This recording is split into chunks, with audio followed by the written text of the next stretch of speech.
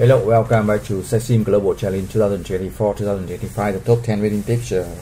This winning tip number 7, it can apply for round 1 and for all the rounds, right? Marketing is also one of the most important decisions. I show you the detail now. So for the marketing, it will affect the sales and profit immediately. So we need to check on the details for all the 3 reasons, right? For the 3 reasons. So you see here we have for the USA, the number of feature and the price. We can adjust that. Remember the cost here and number of features and also the price and the cost here. So we can do that for all the 3 markets to get the best price and also the best profit, right? Best price and best profit. Normally you check the number of feature, check the price, check the promotion here, and then you check this. And if you do that, you check the gross profits here to make sure you have the good gross profit, right? The good gross profit here, right?